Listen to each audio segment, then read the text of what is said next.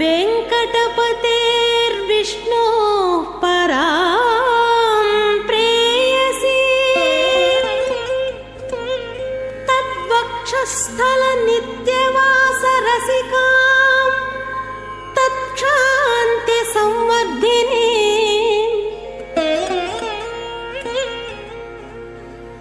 पद्मालङ्कृतपाणिपल्लवयुगां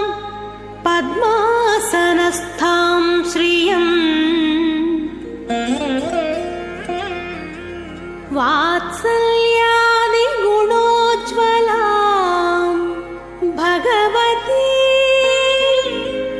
वन्दे जगन्मातरम्।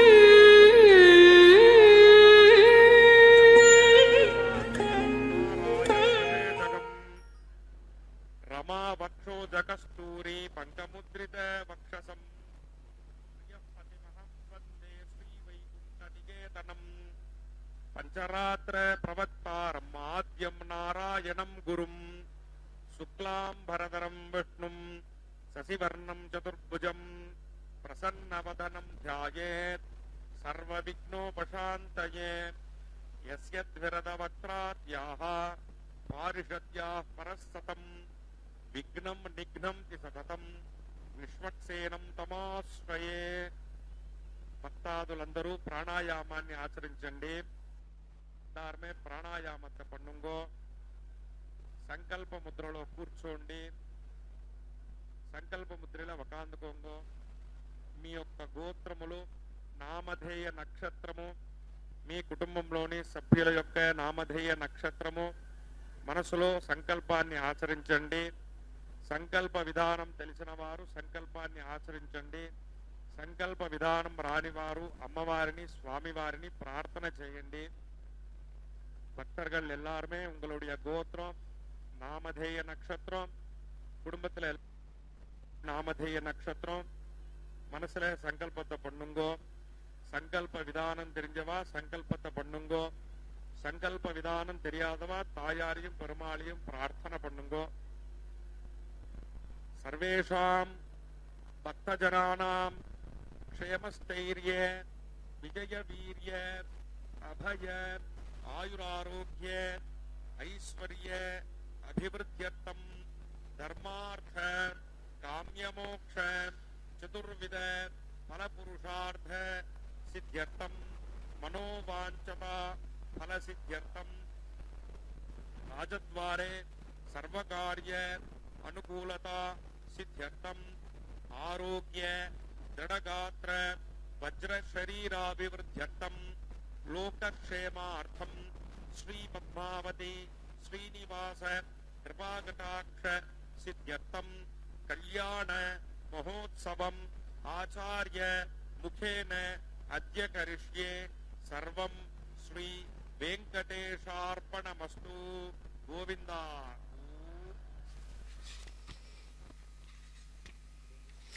ఓం శ్రీ పద్మావత్యై నమో నమః. ఐకలి కల్మషనాశిని కామిని వైదిక రూపిణి వేదమయే క్షీర సముద్భవ మంగళరూపిణి మంత్రనివాసిని మంత్రనుతే మంగళదాయిని అంబుజవాసిని దేవగణాశ్రిత పాదయుతే జయ జయ హే మధుసూదన కామిని ధాన్యలక్ష్మీ సదా పాలయమాం. అందమైనటువంటి ఈ భోగి పర్వదినం నాడు చక్కగా పద్మావతి అమ్మవారి యొక్క దివ్యమైనటువంటి కళ్యాణ మహోత్సవాన్ని మనందరం కూడా భక్త మహాసంకల్పంతో, దేవేరుల దివ్యమైనటువంటి సంకల్పంతో ఈ యొక్క అద్భుతమైనటువంటి కళ్యాణ మహోత్సవాన్ని మనందరం కూడా శ్రీ వెంకటేశ్వర భక్తి ప్రసార మాధ్యమం ద్వారా సభక్తిపూర్వకంగా వీక్షిస్తూ ఉన్నాం. చక్కనైనటువంటి కరుణారసమూర్తి తత్వాన్ని పొందినటువంటి అమ్మ ప్రకృతి స్వరూపిణిగా, 6 ఋతువుల సమ్మేళనంగా, అనేక రకాలైనటువంటి ఆశయాలతో ఆయువు పట్టునిచ్చేటటువంటి పరమాత్మకు పట్టపురాణి అయినటువంటి పద్మావతి అమ్మవారి యొక్క నిత్య కళ్యాణ మహోత్సవాన్ని మనం ఇప్పుడు వీక్షిస్తూ ఉన్నాం. చక్కగా పాంచరాత్ర ఆగమోక్త రీతిగా నిర్వహించేటటువంటి ఈ కళ్యాణ మహోత్సవంలో రాజసోపేతమైనటువంటి అయ్యవారి యొక్క సరసన అమ్మవారు ఎంతో అభయప్రదాయినిగా మనకు కనిపిస్తూ ఉన్నారు. అమ్మవారు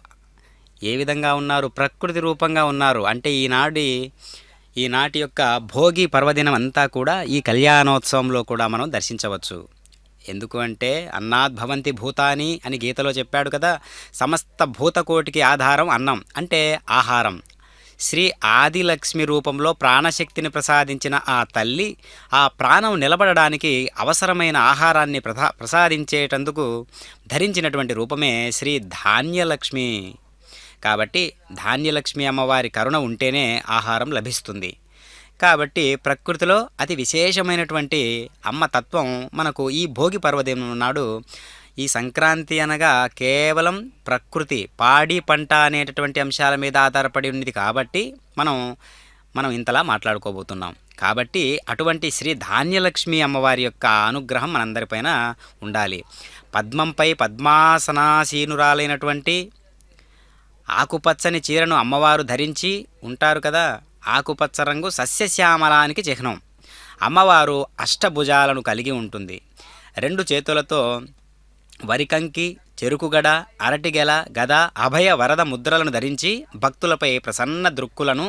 ప్రసరింపజేస్తూ ఉంటుంది అమ్మవారు. కాబట్టి ధాన్యలక్ష్మి అనేటటువంటి విశేషమైనటువంటి ఈ భోగి పర్వదినం నాడు చక్కగా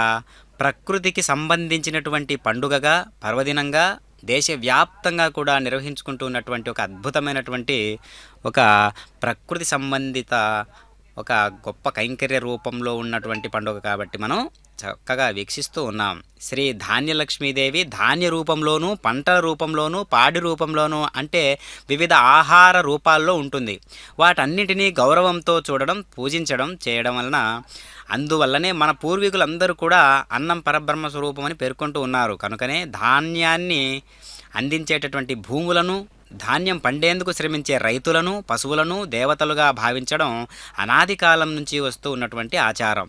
వీటన్నిటినీ కూడా గౌరవిస్తూ జరుపుకునేందుకు ఏర్పాటు చేసిన పండుగే సంక్రాంతి. కాబట్టి ఈ విశేషమైనటువంటి ఈ 3 రోజులు కూడా అద్భుతంగా ప్రకృతి మాతకు చేసేటటువంటి పూజగా మనం భావించాలి. అందులో భాగంగా విశేషమైనటువంటి కళ్యాణోత్సవంలో భాగంగా ఈ విశేషాలను చెప్పుకుంటూ మనం ఈ యొక్క ఆనందాన్ని వ్యక్తం చేస్తున్నాం కదా. కాబట్టి ఇది రమణీయమైనటువంటి, అతి విశేష కమనీయమైనటువంటి భక్తిభావంతో చేయవలసినటువంటి కళ్యాణ వేడుక మాత్రమే కాదు, మనందరిలో రమింపజేసేటటువంటి పరమాత్మ యొక్క ఉనికిని ప్రసరింపజేసేటటువంటి ఆధ్యాత్మిక ఉన్నత శక్తి ప్రసార కేంద్రకాన్ని గుర్తించేటటువంటి పండుగగా కూడా మనం చూడాలి. అంటే మూలాధార చక్రం నుంచి సహస్రార చక్రం వరకు కూడా ఈ ప్రసరింపజేసేటటువంటి శక్తి ఉద్దీపన ఒక తత్వాన్ని మేల్కొల్పేటటువంటి విధం కూడా ఈ సంక్రాంతి పండుగ రోజే మనం అనుభవించవచ్చు. శ్రీ ధాన్యలక్ష్మీదేవి కరుణా స్వరూపిణి. అందుకే వివిధ కాలాల్లో కాలాలకు అనుగుణంగా వివిధ పంటలను, పండ్లను, ఫలాలను, కాయాలను ప్రసాదిస్తూ ఆయా కాలాల్లో జీవులకు కాలం వచ్చేటటువంటి వ్యాధులు రాకుండా కాపాడుతూ ఉంటుంది అమ్మవారు. ఈ విధంగా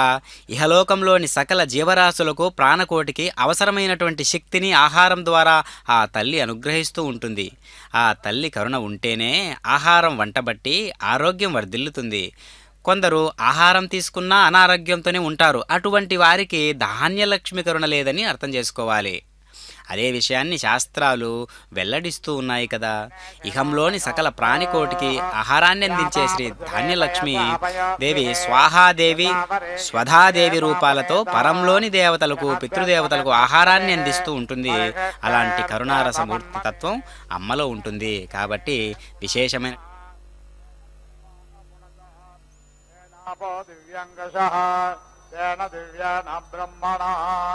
इदं ब्रह्म पुनेमहे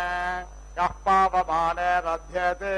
ऋषभिः सम्भृतगुं रसम् सर्वगुं सपूतमश्नाति स्वदितं मातरिष्मणा पावमानेर्यो अध्येति ऋषभिः सम्भृतगुं रसम् तस्मै सरस्वते दुहे क्षीरगुं सर्कर्मदोदकम् पावमाने स्वस्तयनेः सुदुर्घाह्यपयस्वतेः ऋषिभिः सम्भृतो रसः ब्राह्मणेष्वमृतकम् इदम् पावमानेर्दिशन्तु नः हिमल्लोकमथो अमम् कामान् समर्दयन्तु नः देवैर्देवैः समाभृताः पावमाने स्वस्तयनेः स्वदोघाह्यघृतश्च्युतः ऋषिभिः सम्भृतो रसः ब्राह्मणेष्वमृतकम् इदम् येन देवा पवित्रेण आत्मानं वणते सदा तेन सहस्रधारेण पावमान्यः पुनन्तु मः राजापत्यं पवित्रम् सदोद्यामकं हिरण्मयम् तेन ब्रह्मविदोपयम् भूतं ब्रह्म पुनेमहे इन्द्रस्वनेते सह मा पुनातो सोमस्वस्या वरुणः समेत्य यमो राजा प्रभृणाभिः पुनातु मा जातवेदामोर्जयन्त्या पुनातो भोर्भुवस्वः तच्छयोरावृणेमहे गातुं यज्ञाय गातुं यज्ञपतये देवे स्वस्तिरस्तु नः स्वस्तिर्मानुषेभ्यः ऊर्ध्वं जगातु भेषजम् षण्णो अस्तद्विपदे षञ्चतुष्पदे ॐ शान्ति शान्ति शान्तिः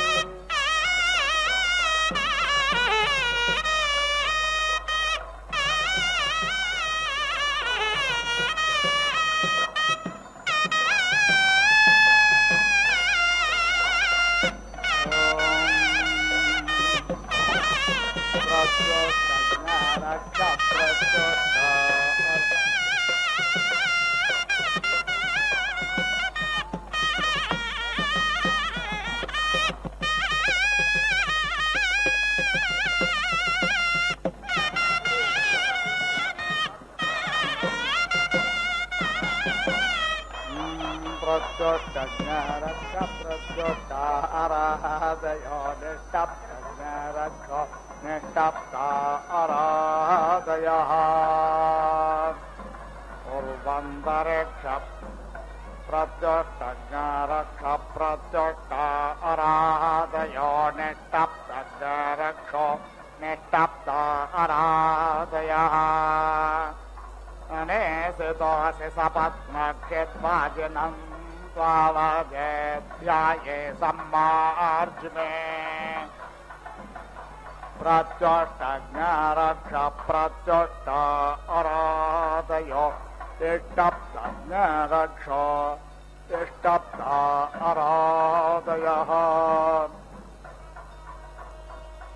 अनेसितासि सपत्नक्षित्वाजिने त्वावदेध्याये सम्मार्जुने आदित्यैरास्नासेन्द्राण्ये सन्नहनाम् विष्णोर्वेश्वास्योर्जे त्वादब्धेन त्वा चक्षुषा पश्यामि अग्नेर्जिह्वासे शुभोर्देवेभ्यः धाम्ने धाम्ने भव यजुषे यजुषे सवितुस्त्वा प्रसव उत्पोनाम्यच्छद्रेण पवित्रेण सूर्यस्य रश्मिभिः तस्य ते पवित्रपदे पवित्रभूतस्य यत्कामः पुनदच्छगेयम् सवितुर्वप्रसव उत्पोनाम्यच्छद्रेण पवित्रेण सूर्यस्य रश्मिभिः सवितुर्वप्रसव उत्पोनाम्यच्छद्रेण पवित्रेण सूर्यस्य रश्मिभिः तेजोऽसि शुक्रमस्यमृतमसि धामनामासि प्रियं देवानामना दृष्टं देवयजनम् यस्य प्राणः पशुषु प्रविष्टो देवानां विष्टमनयो वेदस्थे आत्मन्वान् स्वामकृतवान् भूत्वाग्निं गच्छ स्वर्गजामानाय विन्दा कृष्णः व्याघरेष्ठोऽग्नये त्वाजुष्टं प्रोक्षामि वेदेरसि बर्हिषे त्वाजुष्टां प्रोक्षामि बर्हिरसि शुद्धस्त्वाजुष्टं प्रोक्षामि अदित्यै व्युन्द नमसि विष्णोस्त्वपासे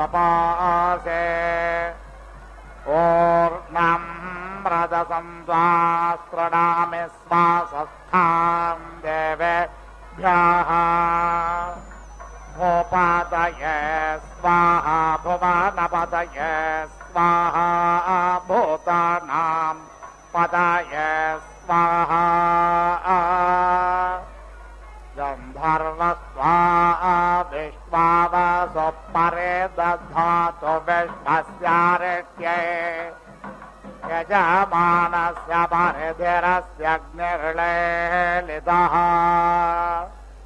इन्द्रस्य बाहुरस्य दक्षिणो विश्वस्यारिष्ट्यै यजमानस्य परिधिरस्यग्निर्लेलितः मित्रावरुणोत्तरतः परे दत्तां ध्रुवेण धर्माण विश्वस्यारिष्ट्यै यजमानस्य परिधिरस्यग्निर्लेलितः विदुहोत्रं वाकवेद्युमन्तग्नसमे धीमहि अग्ने बृहन्तमध्वरे समिदासि सूर्यस्त्वा पुरस्तात् पातु कस्यास्य दभिसस्ते सवेदुर्बाहोस्थाः ऊर्णं मृदसुन्द्वा शृणामि श्वासस्थ देवेभ्यः त्वावसवो रुद्रा आदित्या स्वादन्तो घटाच्च जोर्नामसेदं प्रियनधाम्ना प्रिये सदसि सेदा घटाच्चस्योपभृन्नामसेदं प्रियनधाम्ना प्रिये सदसि सेदा घटाच्च ध्रुवानामसेदं प्रियनधाम्ना प्रिये सदसि सेदा प्रियनधाम्ना प्रिये सदसि सेदा ध्रुवा आसदं रथस्य योनौ ता विष्णो पाहि पाहि यज्ञं पाहि यज्ञपादं पाहि मा यज्ञन्यम् अग्नेः वाजयद्वाजं त्वा सरिष्यन्तं वाजयतग्नसम्मार्जुमे नमो देवेभ्यः स्वधा पितृभ्यः स्वयमे मे भूयास्तम् अस्तन्नमद्याज्यं देवेभ्यः सम्प्रेयासम् अग्रेणा विष्णो मा त्वावक्रमिषम् स्वसोमते मग्नेदच्छायामुपस्थेषं विष्णो स्थानमसे इत इन्द्रो वीर्यमकृणोदोर्ध्वोध्वर आस्थात् अग्नेवेर्होत्रं वेद्दूत्यम् अवतां त्वाद्या वा पृथिवे अवत्वन्द्या वा पृथिवे स्वेष्टकदेवेभ्य इन्द्र आज्येन हविषा भूत्स्वाहा संज्योतिषाज्योतिः अत्र पितरो मादयध्वं यथा भागमावृषायध्वम् अमे मदन्त पितरो यथा भागमावृषायिषता उपाहोता पृथिवे मातोपमां पृथिवे मादाह्वयताम् अग्निराग्नेऽद्रात् स्वाहा उपाहोतोद्योष्पितोपमान्द्योष्पिताह्वयताम् अग्निराग्नेऽद्रात् स्वाहा मयेदमिन्द्रायन्द्रियम् दधात्वस्मान् रायो मघवानस्य चन्दाम् अस्माकज्ञासंश्वासिषः सत्यानः संश्वासिषाः अग्ने वाजयद्वाजम् त्वा सास्रवाग्सं वाजयतग्सम्मार्ज्मे देवसवितरेदं त्वावृणते बृहस्पतिं ब्रह्माणम् तदहं मनसे प्रब्रवीमि मनो गायत्र्यै गायत्रे दृष्टभ्ये दृष्टोऽप्यगत्यै जगत्यनुष्टभ्ये अनुष्टप्रजापतय प्रजापतिर्विश्वेभ्यो देवेभ्यः बृहस्पतिर्देवानां ब्रह्माहं मनुष्याणाम् भूर्भुवस्वर्निरस्तः पाप्मेदमहं बृहस्पते सदसि सेदामे मित्रस्य त्वा चक्षुषा प्रदेक्षे देवस्य त्वा सवितः प्रसवेष्विनोर्बाहुभ्याम् वोष्माहस्ताभ्याम् प्रतिगृह्णामि पृथिव्या स्वानाभो साधयाम्यदित्या उपस्थे देवस्य त्वा सवितः प्रसवेष्विनोर्बाहुभ्याम् वोष्माहस्ताभ्याम्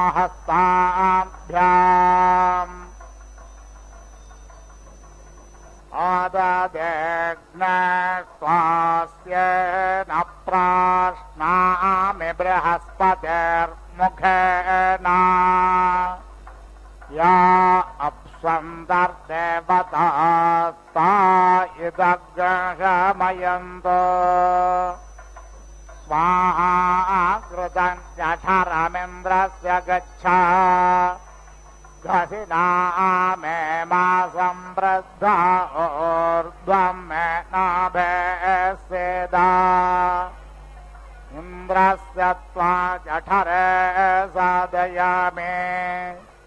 प्रजापतिर्भागोऽस्योर्जस्वान् पयस्वान्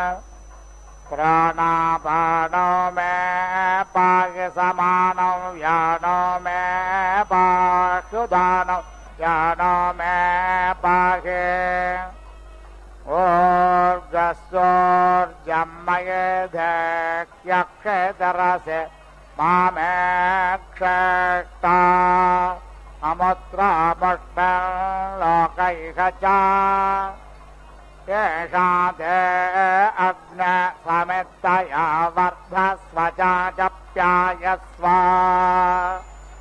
वर्धिषेमहे च वयमाचप्यासिषेमहे एतत्ते देवसवितर्यज्ञं प्राहुर्बृहस्पतये ब्रह्मणे तेन यज्ञमवतेन यज्ञपतिं तेन मामवो मनोज्योतिर्जुषधामाज्यस्य बृहस्पतिर्यज्ञमिमन्तनोत् अरेष्टं यज्ञज्ञसमिमं दधातु विश्वे देवास इह मादयन्तावो प्रतिष्ठा अग्निशोमयोरुज्येति मनोर्जेषं वाजस्य मा प्रसवेन प्रोहामे अग्नेशोमौतमपानुदतायोऽस्मान् वेष्टियं च वयं विष्मो वाजस्येनं प्रशवेनापोहामि इन्द्राग्न्योरुज्यते मनोज्येषम् पाजस्य मा प्रसवेन प्रोहामि इन्द्राग्ने तमपानुदतायोऽस्मान् वेष्टियं च वयं विष्मः तच्चक्षुर्देवहितं पुरस्ताः शुक्रमुच्चरत् पश्येम शरदशतं जीवेम शरदशतं शृणुयाम शरदशतम्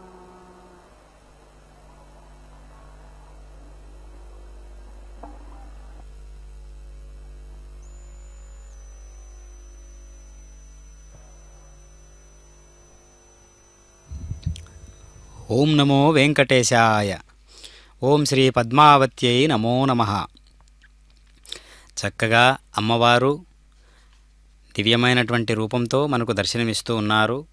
తిరుచానూరు నుండి ప్రత్యక్షంగా వీక్షించేటటువంటి అందమైనటువంటి కళ్యాణ మహోత్సవాన్ని పాంచరాత్ర ఆగమోక్త రీతిగా మనందరం కూడా వీక్షిస్తూ ఉన్నాం. అమ్మవారు చక్కనైనటువంటి ప్రకృతి సంబంధిత భోగి పండుగ నాడు దివ్యమైనటువంటి అలంకరణతో మనందరికీ దర్శనమిస్తూ ఉన్నారు. అంతేగాక అమ్మవారు ఆదిలక్ష్మిగా మనందరి యొక్క పరమాత్మ యొక్క పట్టపురాణిగా దేవేరిగా నమస్తే సర్వలోకానాం జననీ మధ్య సంభవాం శ్రియమన్యద పద్మాక్షీం విష్ణు వక్షస్థల స్థితాం అని ప్రారంభించి లక్ష్మీదేవిని స్తుతిస్తూ ఉంటాం కదా. అలాంటి అమ్మ సంతోషించినటువంటి లక్ష్మీదేవి ప్రసన్నమై ఏదైనా వరం కోరుకోమనగా ఈ స్తోత్రం పఠించిన వారిని విడవవద్దని కోరగా లక్ష్మీదేవి సమ్మతించింది. విష్ణు పురాణంలో చెప్పబడినటువంటి లక్ష్మీ స్తోత్రమును పఠించడం వల్ల లక్ష్మీదేవి అమ్మవారు సులభంగా ప్రసన్నురాలవుతారు. అలాంటి కరుణారస మూర్తి తత్వం ఇప్పుడు మనకు పద్మావతి అమ్మవారిగా దర్శనమిస్తూ ఉన్నారు. అంతేగాక స్వర్ణ సింహాసనాన్ని అధిష్ఠించినటువంటి పరమాత్మకు పట్టపురాణి రకరకాల పుష్ప విశేషాదులతో పరిబలిస్తూ ఉన్నటువంటి మాలలను ధరించి అందమైనటువంటి స్వర్ణమేను కలిగినటువంటి అమ్మవారు మనందరి పట్ల దయ కలిగినటువంటి వారై ఈ విధంగా మనల్ని ప్రసన్నులను చేస్తూ ఉన్నారు. యజమానాయ శంయోః ఇంద్రః సుత్రామేతి సూత్రామా స్వవానితి స్వావాన్ అవోభిరిత్యవహాభిః సమృడీక ఇతి సోమృడీకః భవతో విశ్వవేద ఇతి విశ్వవేదాః బాధతాం ద్వేషః అభయం కృణోతు సువీర్యస్యేతి సువీర్యస్య పతయః స్యామా తస్య వయం సుమతావితి సుమతౌ యజ్ఞియస్య అపీతి భద్రే సౌమనసే శ్యామాసః సూత్రామేతి సూత్రామా స్వవానితి స్వావాన్ ఇంద్రః అస్మే ఇతి ఆరాత్ చిత్ ద్వేషః సనుతః యుయోతు రేవతీః సధమాద ఇతి సధమాదః ఇంద్రే సంతు తువివాజ ఇతి తువివాజాః శుమంతః యాభిః మదేమా ప్రో ఇతి స్వితి అస్మై పురో రథమితి పురః రథం ఇంద్రాయ శోషం అర్చత అభిగే చిత్ ఉ లోకకృదితి లోకకృత్ సంగే సమత్స్వితి సమతు వృత్రహేతి వృత్రాః అస్మాకం బోధి చోదితా నభంతాం అన్యకేషాం జ్యాకాః అధీతి ధన్వస్వితి ధన్వాసు ఓం అనుమత్య ఇత్యనుమత్యై పురోడాశం అష్టాకపాలమిత్యష్టాకపాలం నిరితివపతి ధేనుః దక్షిణాయే ప్రత్యంచః శమ్యాయాః అవశీయంత ఇత్యవశీయంతే తం నైరృతమితి నైః ఏకకపాలమిత్యేకకపాలం కృష్ణం వాసః కృష్ణతోషమితి కృష్ణతోషం దక్షిణావీతి స్వాహా ఆహుతిమిత్యాహుతిం జుషాణః ఏషః తే నిరృత ఇతి నిహీరుతే భాగః భూతే హవిష్మతి అసి ముంచ ఇమం అగంహసః స్వాహా నమః యః ఇదం చకార आदित्यं चरुं निरति वपति वरः दक्षिणा आज्ञा वैष्णवमित्या अग्ना वैष्णवम् एकादशकपालमित्येकादशाकपालम् निरति वपति वामनः वहि दक्षिणा अग्नि सोमीयमित्यग्नि सोमीयम् आज्ञा वैष्णवमित्या अग्ना वैष्णवम् एकादशकपालमित्येकादशाकपालम् वामनः वहि दक्षिणा अग्नि सोमीयमित्यग्नि सोमीयम् एकादशकपालमित्येकादशाकपालम् हिरण्यम् दक्षिणा ऐन्द्रम् एकादशकपालमित्येकादशाकपालम् वृषभः वहि दक्षिणा आग्नेयम् अष्टाकपालमित्यष्टाकपालम् ऐन्द्रम् दधि ऋषभः वहि दक्षिणा ऐन्द्राग्नमित्यै इन्द्रा अग्नम् द्वादशकपालमिति द्वादशाकपालम् वैश्वदेवमिति वैश्वदेवम् चरुम् प्रथमज इति प्रथमाजः वत्सः दक्षिणा सौम्यम् श्यामाकम् चरुम् वासः दक्षिणा सरस्वत्यै चरुम् सरस्वते चरुम् मिथुनौ गावौ दक्षिणा आग्नेयम् अष्टाकपालमित्यष्टाकपालम् निरति वपति सौम्यम् चरुम् सावित्रम् द्वादशकपालमिति द्वादशाकपालम् सारस्वतम् चरुम् पौष्टम् चरुम् मारुतम् सप्तकपालमिति सप्ताकपालम् वैश्वदेवीमिति वैश्वदेवीम् आमिक्षाम् द्यावा पृथिव्यमिति द्यावा पृथिव्यम् एककपालमित्येकाकपालम् ऐन्द्राग्नमित्यै इन्द्रा अग्नम् एकादशकपालमित्येकादशाकपालम् मारुतीम् आमिक्षाम् वारुणीम् आमिक्षाम् कायम् एककपालमित्येकाकपालम् प्रघास्यानिति प्राघास्यान् हवामहे मरुतः यज्ञवाहस इति यज्ञवाहसः करम्भेण सजोषस इति स जोषसः मो इति स्विति नः इन्द्र पृथ्वीति पृतुसु देवा अस्तु स्म ते एषुष्मिन् अवया महीः अस्या मीढुषः यव्या हविष्मतः मरुतः वन्दते गीः यत् ग्रामे यत् अरण्ये यत् सभायाम् यत् इन्द्रिये यत् शूद्रे यत् अर्ये एनः चक्रमा वयम् यत् एकस्य अधीति धर्मणि तस्य अवयजनमित्यवायजनम् असि स्वाहा अक्रन् कर्म कर्म कृत इति कर्म कृतः सः वाचा मयो भुवेति मयः भुवा देवेभ्यः कर्म कृत्वा अस्तम् प्रेति इता सुदानव इति सुदानवः अग्नये अनीकवत इत्यनीकावते पुरोडाशम् अष्टाकपालमित्यष्टाकपालम् निरति वपति साकम् सूर्येण उद्यतेद्युत् यथा मरुद्भ्य इति मरुद्भ्यः सान्तपनेभ्य इति सान्तपनेभ्यः मध्यन्दिने चरुम् मरुद्भ्य इति मरुद्भ्यः गृहमेधिभ्य इति गृहमेधिभ्यः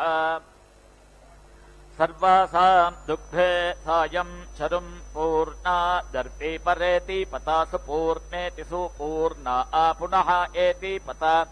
वस्ना इवावीति क्रीणावहै इषम् ऊर्जम् शतक्रतो इति शतक्रतो देहि मे दधामि ते नीति मे धेहि नीति मे दधे नीति ते दधे निहारमिति निहारम् इत नीति मे हरा निहारमिति निहारम् देहि मे ददामि ते नीति मे धेहि नीति ते दधे निहारमिति निहारम् इत नीति मे हरा निहारमिति निहारम् नीति हरामि ते मरुद्भ्य इति मरुद्भ्यः क्रीडिभ्य इति क्रीडीभ्यः पुरोडाशम् सप्तकपालमिति सप्ताकपालम् निरति वपति साकम् सूर्येण उद्यतेद्युत् यथा आग्नेयम् अष्टाकपालमित्यष्टाकपालम् निरति वपति सौम्यम् चरुम् सावित्रम् द्वादशकपालमिति द्वादशकपालम् सारस्वतम् चरुम् पौष्णम् चरुम् ऐन्द्राग्नमित्यै इन्द्रा अग्नम् एकादशकपालमित्येकादशाकपालम् ऐन्द्रम् चरुम् वैश्वकर्मणमिति वैश्वकर्मणम् एककपालमित्येक कपालम् सोमाय पितृमत इति पितृमते पुरोडाशम् षट्कपालमिति षट् कपालम् निरिति वपति पितृभ्य इति पितृभ्यः बर्हिषद्भ्य इति बर्हिषद्भ्यः धानाः पितृभ्य इति पितृभ्यः अग्निष्वात्तेभ्य इत्यग्निस्वात्तेभ्यः अभिवान्याय इत्यभिवान्यायै दुग्धे मन्थम् एतत् ते एतत ये च त्वाम् अन्विति एतत् ते पितामह प्रपितामहेति प्रपितामह ये च त्वाम् अन्विति अत्र पितरः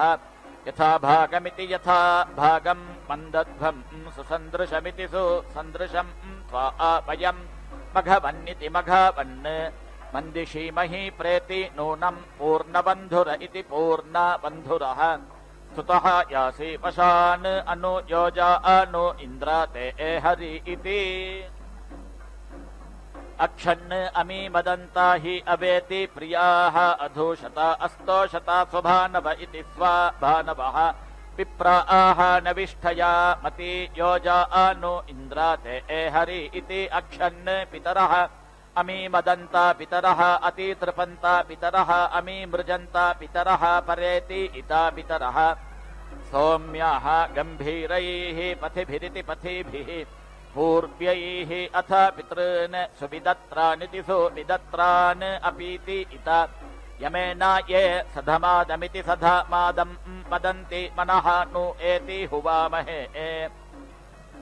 नाराशगुंसेन स्तोमेन पितॄणां च मन्मभिरिति मन्माभिः एति नः एतो मनः पुनः कृत्वे दक्षाय जीवसे ज्योक् च सूर्यम् दृशे पुनः नः पितरः मनः ददातु दैव्यः जनः जीवम् प्रातम् सचेमहि यत् अन्तरिक्षम् पृथिवीम् उताद्याम् यत् मातरम् पितरम् वा आजिहिगुंसिमा अग्निः मा तस्मात् एन सह गार्हपत्य इति गार्हपत्यः प्रेति मुञ्चतु दुरितेति दुः इता यानि चक्रमा करोतु माम् अनेन सम्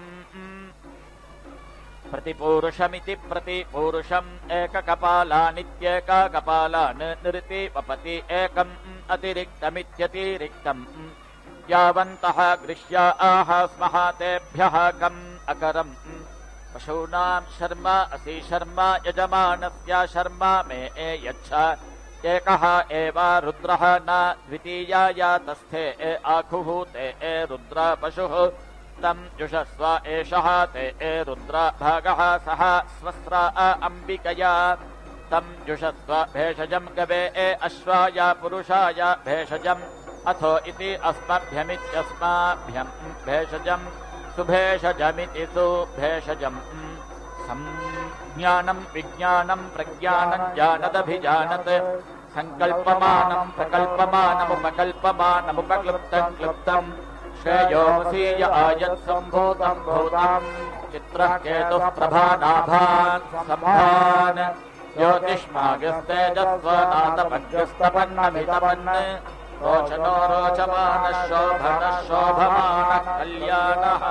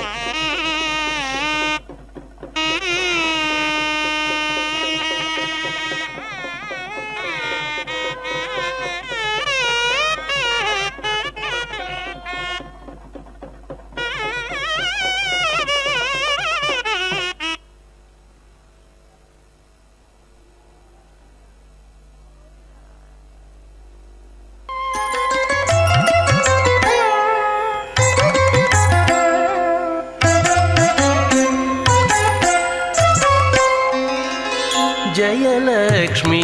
వరలక్ష్మీ జయలక్ష్మీ వరలక్ష్మీ సంగ్రామ వీరలక్ష్మీ జయలక్ష్మీ వరలక్ష్మీ సంగ్రామ వీరలక్ష్మీ జయలక్ష్మీ వరలక్ష్మీ సంగ్రామ వీరలక్ష్మీ ప్రియురాలవై హరికి బెరసితివమ్మా అమ్మా జయలక్ష్మీ వరలక్ష్మీ సంగ్రామ వీరలక్ష్మీ ప్రియురాలవై హరికి బెరసితివమ్మా అమ్మా జయలక్ష్మీ వరలక్ష్మీ సంగ్రామ వీరలక్ష్మీ ప్రియురాలవై హరికి బెరసితివమ్మా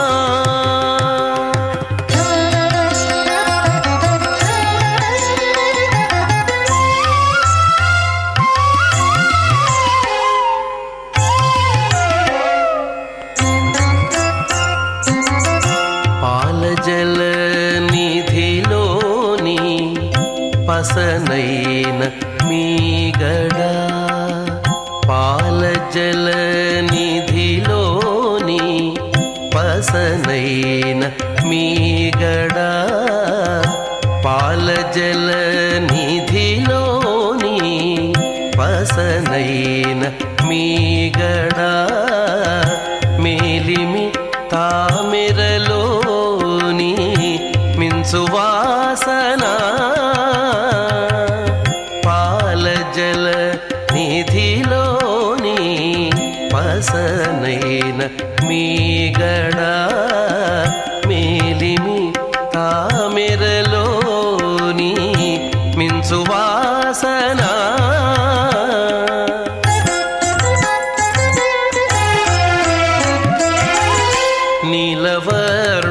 నీలవర్ణునురముపై నిండిన నిధానమవై నీలవర్ణునురముపై నిండిన నిధానమవై ఏలేవు లోకములు మమ్మేలవమ్మా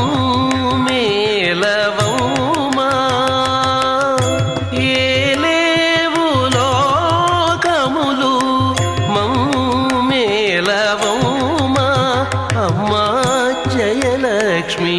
వరలక్ష్మీ సంగ్రామ వీరలక్ష్మీ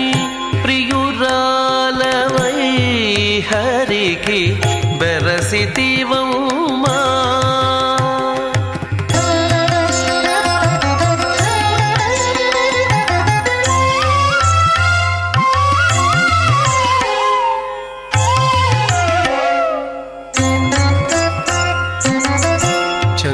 చందురుతోడ పుట్టిన సంపదల మెరుగవు కందువ బ్రహ్మల కాచే కల్పవల్లివో చందురుతోడ పుట్టిన సంపదల మెరుగవో కందువ బ్రహ్మల కాచే కల్పవల్లివో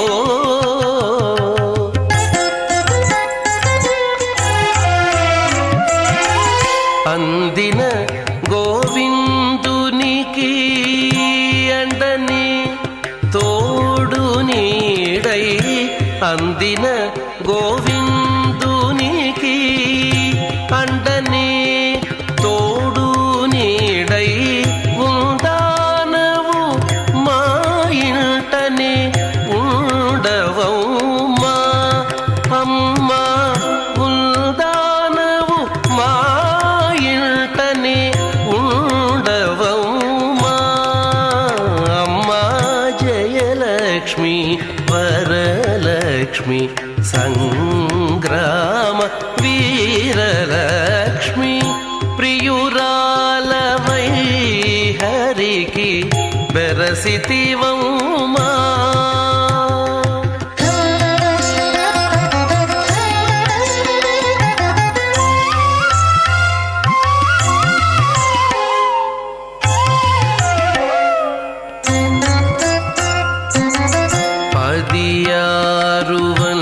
నెలతో బంగారు పతిమా 16 పన్నెలతో బంగారు పతిమా 16 పన్నెలతో బంగారు పతిమా చెదరని వేదముల చిగురుబోడి 16 పన్నెలతో బంగారు పతిమా చెదరని వేదముల చిగురుబోడి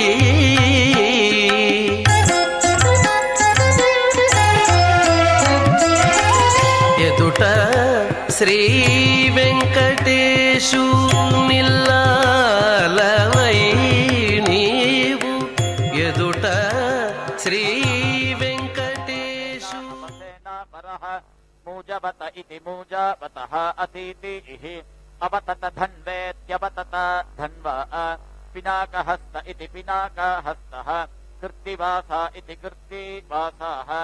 ఐంద్రాగ్నమిత్యై ఇంద్ర అగ్నం ద్వాదశకపాలమితి ద్వాదశకపాలం వైశ్వదేవమితి వైశ్వదేవం శరుం ఇంద్రాయాశునాసీరాయ పురోడాశం ద్వాదశకపాలమితి ద్వాదశకపాలం వాయవ్యం పయః శౌర్యం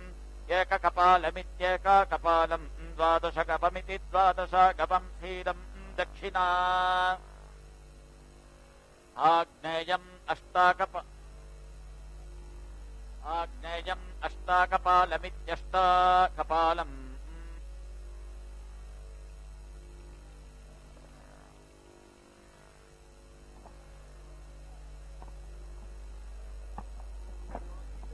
మతిరేచయతి సప్తాహం ప్రచరంతి సప్తవైశీర్షణ్యాః ప్రాణాః ప్రాణాదీక్షా ప్రాణైరేవ ప్రాణాన్ దీక్షామవరుంధే పూర్ణాహుతిముత్తమాంజుహోతి సర్వం వై పూర్ణాహుతిః సర్వమేవాప్నోతి అథో ఇయం వై పూర్ణాహుతిః అస్యామేవ ప్రతిష్ఠతి ఓం నారాయణాయ విద్మహే వాసుదేవాయ ధీమహి తన్నో విష్ణుః ప్రచోదయాత్ స్వాహా ఓం మహాదేవ్యై చ విద్మహే విష్ణుపత్న్యై చ ధీమహి తన్నో లక్ష్మీ ప్రచోదయాత్ స్వాహా.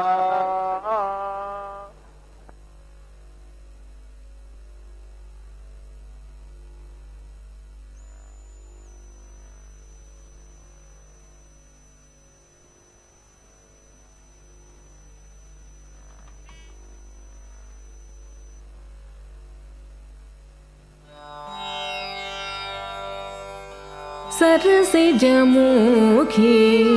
सारस नयने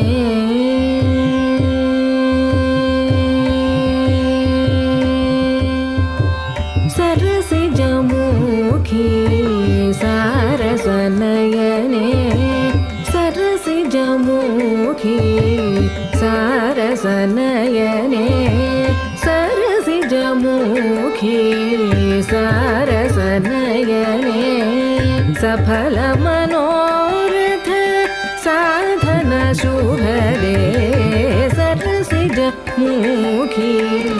सारस नयने सफल मनोरथ साधन शुभदे सरसिजमुखी सारस नयने सफल मनोरथ साधन शुभदे सरसिजमुखी सारस नयने सफल मनोरथ ಶುಭದೆ ಸರಸಿಜ ಮುಖಿ ಸಾರಸನಯನೆ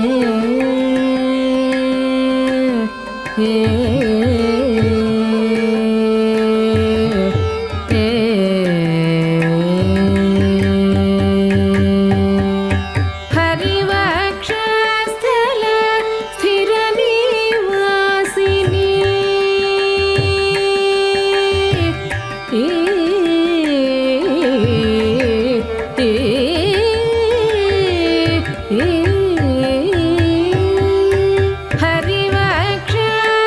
ಹರಿವಕ್ಷಸ್ಥಲ ಸ್ಥಿರ ನಿವಾಸಿನಿ ಹರಿವಕ್ಷಸ್ಥಲ ಸ್ಥಿರ ನಿವಾಸಿನಿ ಹರಿವಕ್ಷಸ್ಥಲ ಸ್ಥಿರ ನಿವಾಸಿನಿ ಹರಿವಕ್ಷಸ್ಥಲ ಸ್ಥಿರ ನಿವಾಸಿನಿ ಸುರುಚಿರ ಮಂಗಳ ಸುಖ ಸ್ವರೂಪಿಣಿ ಹರಿವಕ್ಷಸ್ಥಲ ಸ್ಥಿರ ನಿವಾಸಿನಿ ಸುರುಚಿರ ಮಂಗಳ ಸುಖ ಸ್ವರೂಪಿಣಿ ಸರಸಿಜ ಮುಖಿ ಸಾರಸನಯನೆ ಸಫಲ ಮನೋರಥ ಸಾಧನ ಶುಭದೆ ಸರಸಿಜ ಮುಖಿ ಸಾರಸ ನಯನೆ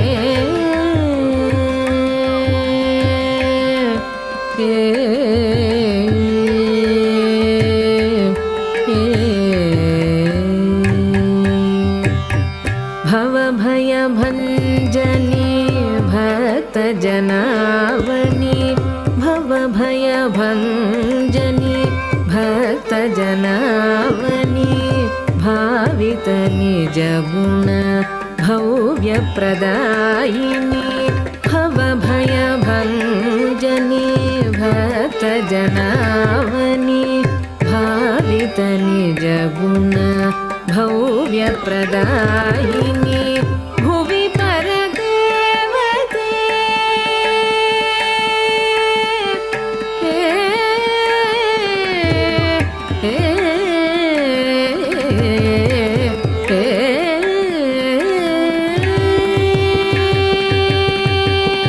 ಭುವಿ ಪರದೇವತೆ ಸುವಿಮಲ ಚರಿತೆ ಭುವಿ ಪರದೇವತೆ ಸುವಿಮಲ ಚರಿತೆ ಭುವಿ ಪರದೇವತೆ ಸುವಿಮಲ ಚರಿತೆ ಭುವಿ ಪರದೇವತೆ ಸುವಿಮಲ ಚರಿತೆ ಭವನುತ ಸದ್ಗುಣೆ ಪಾಹಿ ನಾರಾಯಣಿ ಭುವಿ ಪರದೇವತೆ ಸುವಿಮಲ ಚರಿತೆ ಭವನುತ ಸದ್ಗುಣೆ ಪಾಹಿ ನಾರಾಯಣಿ ಸರಸಿಜ ಮುಖಿ ಸಾರಸನಯನೆ